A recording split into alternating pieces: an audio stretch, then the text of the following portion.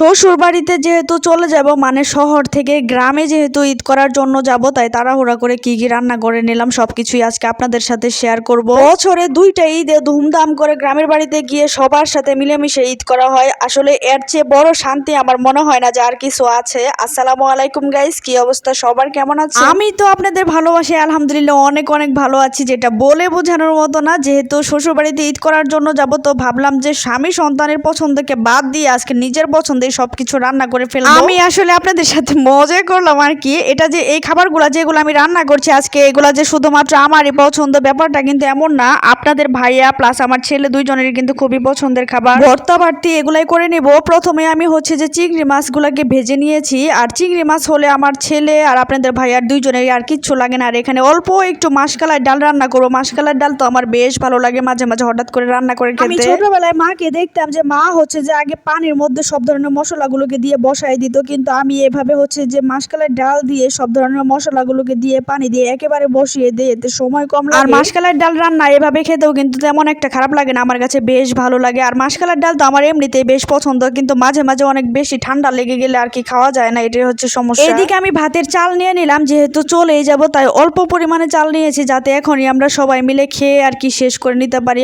আর এইভাবে আমার চাল কিন্তু অনেকবার না ধুইলে ভালো লাগে না। চালটা যতক্ষণ পর্যন্ত সাদা না হবে ততক্ষণ পর্যন্ত আমি ধুইতেই থাকি। এই তো মাসকালাই ডাল বসাই দেওয়ার পর কিন্তু অনবরত লাড়তে হয়, না হলে কিন্তু নিচে লেগে যেতে পারে। এই তো আমি এখানে ডিম সিদ্ধ করে রেখেছিলাম, তারপর হচ্ছে যে চিংড়ি মাছ যে ভেজে রেখেছিলাম সবকিছুকে আমি আর কি এখন ভর্তা করে নিব। এভাবে ডিম ভর্তা তো আপনাদের ভাইয়ার খুবই পছন্দের একটা খাবার।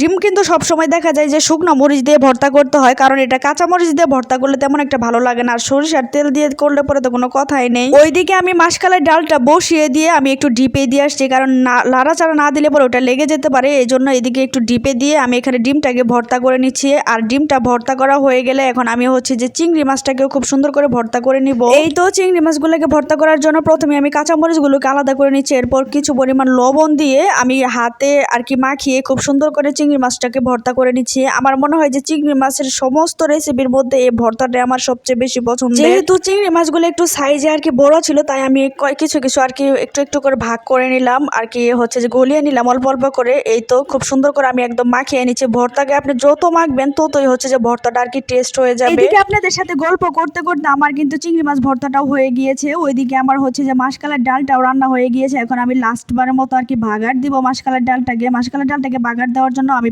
বেশি করে একটু পেঁয়াজ কুচি আর রসুন কুচি করে নিয়েছি। যেহেতু অল্প পরিমাণ ডাল, তাই ছোট্ট একটা পাতিলে আমি বাগারটাকে দিয়ে নিচ্ছি। পেঁয়াজ রসুন কুচি তেলে দেওয়ার পরে এখানে আমি আস্ত বেশ কিছু পরিমাণ জিরা দিলাম। জিরা যত বেশি দিবেন ডালের টেস্ট ততই বেড়ে যাবে। এরপর হচ্ছে যে ব্রাউন কালার হয়ে গেলে পরে আমি ডালটাকে এর মধ্যে ঢেলে দিলাম। এই তো আজকে আমার মোটামুটি এতটুকুই রান্না, চিংড়ি মাছ ভর্তা, ডিম ভর্তা আর মাসকালাই ডাল। তো সকলে ভালো থাকবেন, আল্লাহ হাফেজ।